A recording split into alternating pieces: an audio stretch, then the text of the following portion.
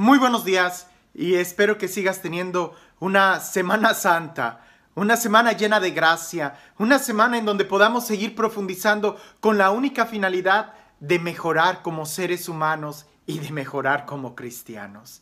En esta Semana Santa estamos tratando de acercarnos cada vez más a Jesús en los momentos o en el momento más importante de la historia de la salvación, que es precisamente cuando Él nos redime, cuando Él muere por nosotros en la cruz. Y es importante, las lecturas de esta semana están no solamente muy bien escogidas, sino que están cerca de ese momento en algo muy cotidiano de la vida cristiana o de nuestra vida que quizás nos puede pasar lo mismo que le pasan a los personajes que están ahí. Nuevamente, este evangelio está lleno de mucho color, de muchos sabores, de muchas tensiones, de muchos sentimientos, de muchos contrastes, de noche, de día. Hay tantas cosas que ojalá pudieras dedicar un momento para poder leerlo e imaginarlo.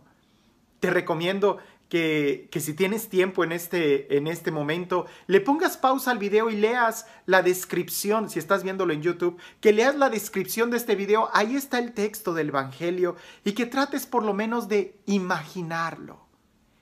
¿Cómo habrá sido? ¿Cómo estarían vestidos? ¿Qué estarían cenando? ¿Cómo estarían cenando? ¿Cuáles habrán sido las miradas que ahí sucedieron entre los discípulos cuando empezaron a preguntarse qué habrán sentido cuando Jesús les dice uno de ustedes me va a traicionar? Judas, ¿qué habrá sentido? ¿Cómo se habrá visto? ¿Qué habrá pensado? ¿Qué habrá sucedido en su interior y en el interior de los demás? ¿Qué habrá sucedido en el interior de Jesús? Ponle pausa, lee el Evangelio, trata de imaginarlo y una vez que ya lo hayas hecho, ahora sí, acompáñame en esta reflexión. Por ahí dicen que la persona inteligente es la persona que es capaz de aprender de sus propios errores.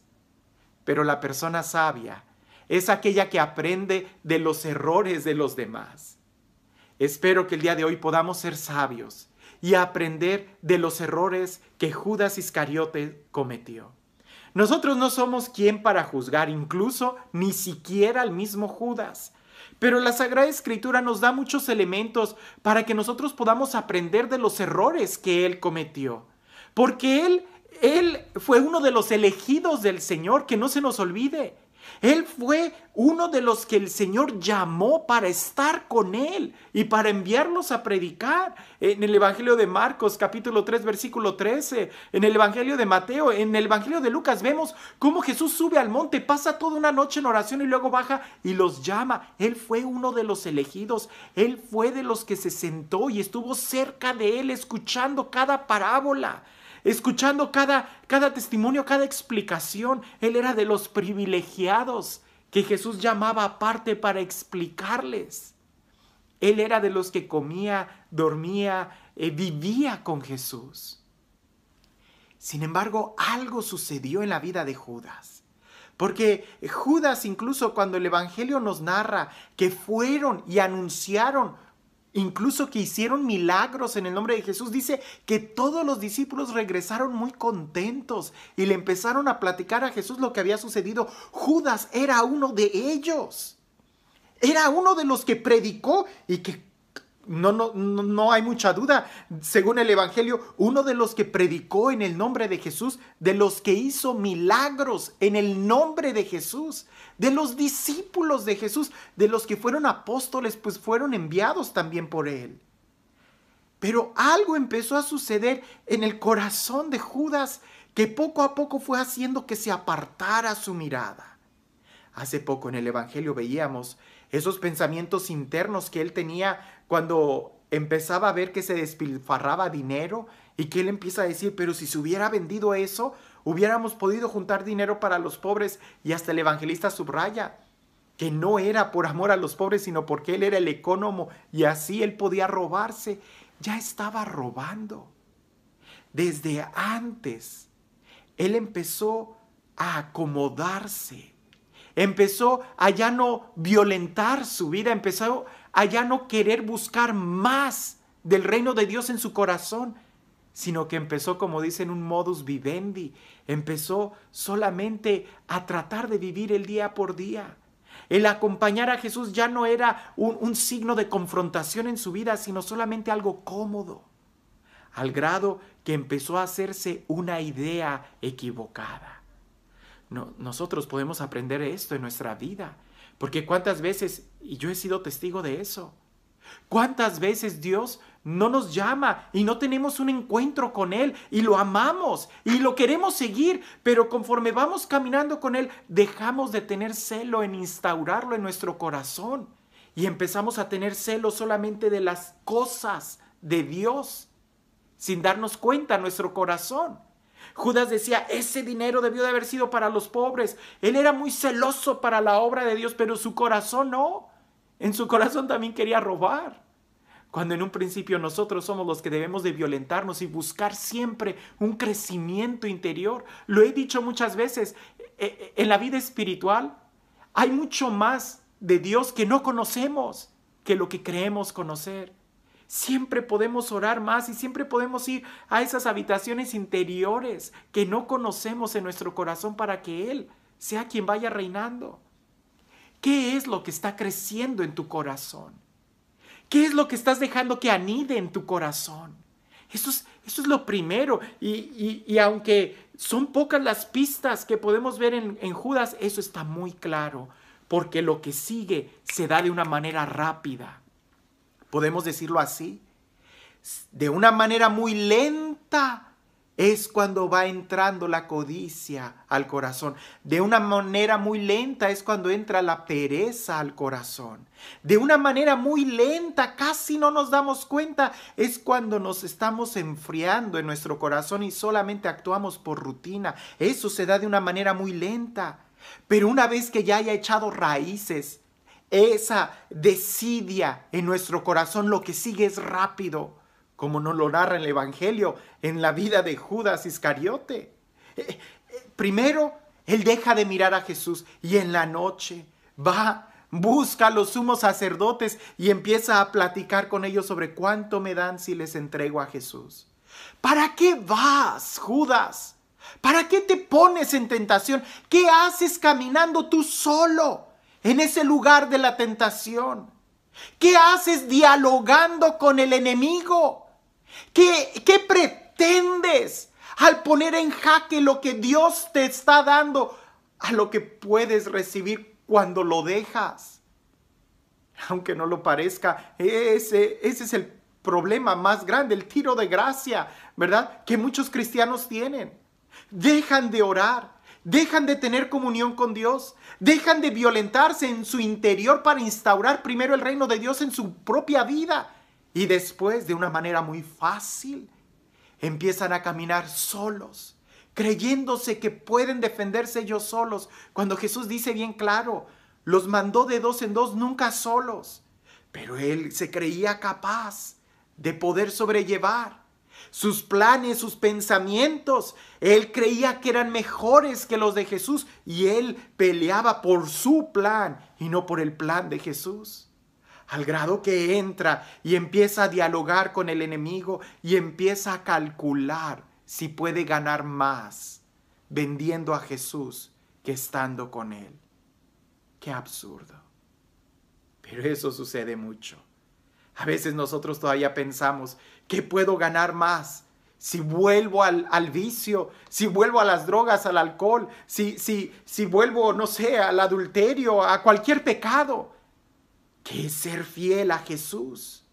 ¿Qué es ser fiel, que buscarlo más a Él? Empezamos ya a buscar momentos de pecado. Y cuando Él dialoga, regresa con esa idea en su mente. Puedo traicionarlo por 30 monedas, me van a dar 30 monedas de plata. Eso era nada, era una basura. Jesús valía mucho más que 30 monedas. Jesús vale mucho más que cualquier placer. Jesús vale mucho más que cualquier traición, que cualquier momento en tu vida que tú puedas buscar afuera. Pero 30 monedas de plata es mucho para alguien que ya no tiene la mirada puesta en Jesús. Y sin embargo, Jesús, que lo sabe todo, en ese momento, en esa cena, Él tiene un profundo, podríamos decir, conocimiento o sentimiento de querer todavía salvar a Judas, que todavía lo dice Jesús: uno de ustedes me va a traicionar. Y todo el mundo empieza a mirarse, seguramente todos con miedo. ¿Acaso seré yo? ¿Acaso seré yo?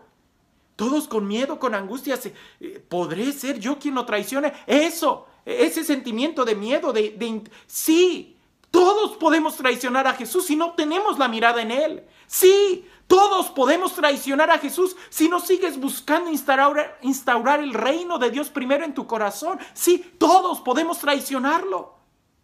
Pero Judas, que ya estaba haciendo ese plan maquiavélico, le pregunta a Jesús: ¿acaso seré yo? Jesús le dice: sí, tú lo serás, tú serás quien me traicione. Muy cínico. No le hizo nada, no le pasó nada. A veces nosotros estamos en retiros. A veces vamos a una misa y ya sea que a través de la homilía, del evangelio, en algún retiro, sentimos una llamada de atención muy fuerte de Dios que va dirigida a nuestro corazón y que es como un momento de alerta de: ¡hey! Te hablo a ti. Y nosotros: ¿acaso es a mí? Cínico. Claro que es a ti. Claro que a nosotros, a cada uno de nosotros, Dios nos habla, nos llama por nuestro nombre y está buscando ese momento de encuentro. Que nosotros seamos capaces de volver nuestra mirada, de no aceptar ese dinero. Y es que, Judas, una vez que tú te acostumbras a querer pensar que tus planes son mejores que los de Dios, entonces es muy difícil que vuelvas atrás. Cuando Judas se da cuenta de que había cometido un error, lo veremos más adelante en el evangelio, trata de devolver las monedas para que liberen a Jesús. No, es que si quieres resolver las cosas, no lo hagas a tu manera. Hazlo a la manera de Jesús. Y la forma de haber resuelto eso no era tratando de volver a comprar a Jesús. Miren, aquí les traigo 30 monedas y les doy todavía otras 5 más para ver si me lo devuelven. No, no es como tú quieres. Lo mejor sería haberle pedido perdón a Jesús. Lo mejor sería haberte puesto de rodillas y clamar su misericordia. Pero cuando ya te acostumbras a hacer negocios con las cosas de Dios, es difícil. Por ahí hay alguna frase que dice: sí, estás muy cerca de la iglesia. Sí, estás muy cerquita del sacerdote, del coordinador del grupo. Sí, estás muy cerca, muy metido en las cosas de Dios. Pero también estás cerca de Dios, porque no es lo mismo. A veces podemos ser lectores y leer muy bien y practicar la lectura en la misa, pero eso significa que tu corazón está escuchando también eso, porque a veces nos entra por un oído y nos sale por otro. Uno de ustedes me va a entregar. ¿Acaso seré yo? No, que este tiempo, que esta Semana Santa no sea una semana más, sea verdaderamente un momento en donde podamos recapacitar y reflexionar en nuestro corazón, porque quizás es a nosotros a quien el Señor nos está diciendo: yo te llamé por tu nombre, yo te di mi palabra, yo te amé, yo he dado tantas cosas por ti, y uno de ustedes me va a traicionar. ¿Dónde está el día de hoy tu mirada? ¿En dónde está el día de hoy tu corazón? Y esto también me lo digo a mí, ¿verdad? Porque pues no necesito ser ciego, ¿verdad? Sé que hay muchos hermanos que fallan. Y la pregunta es: ¿y quién será el siguiente? ¿Quién será el siguiente? Que podamos acercarnos a Jesús, que podamos ser humildes y poner nuestra mirada en Él, regresar y buscar la instauración del reino primero en nuestro corazón. Y este Dios, el Dios del amor, de la paz, de la misericordia, el Dios que de una u otra manera nos manda no solamente señales, prodigios, profetas, no solamente la voz de su Hijo, sino que incluso nos da su propio Espíritu para que hable a nuestro corazón y nos despierte y nos muestre el verdadero valor que tiene Él y su presencia. Que sea Él quien el día de hoy te bendiga en el nombre del Padre, del Hijo y del Espíritu Santo. Puntos a reflexionar. ¿Dónde está tu mirada? ¿Dónde está tu mirada? ¿Qué es lo que estás buscando? ¿Hacia dónde te diriges? ¿Cuáles son tus tentaciones? ¿Eres consciente de tus tentaciones? ¿No será que estás caminando hacia ellas y ni cuenta te has dado? ¿Hay algo de cinismo en ti? Cuando escuchas la palabra de Dios que te confronta, tú también puedes decirle, ¿acaso seré yo? O verdaderamente puedes decir, Señor, sí, yo te he estado entregando, yo te he estado traicionando, yo he ido a hablar con el enemigo, he estado calculando pensamientos para venderte. Que no haya cinismo en nuestro interior. Y el cuarto punto que quizás pudiéramos reflexionar es, ¿crees que tus planes son mejores que los de Dios? ¿Crees que tú tienes la verdad? ¿Crees que tu verdad es más mejor y clara que la verdad de Dios? No, no lo hagas a tu manera. Hazlo a la manera de Él, que siempre es en amor y en misericordia. Acércate a Él, que Él te ama. Que sigamos teniendo una semana de profunda reflexión para poder llamarla santa en nuestras vidas. Que tengas un excelente día.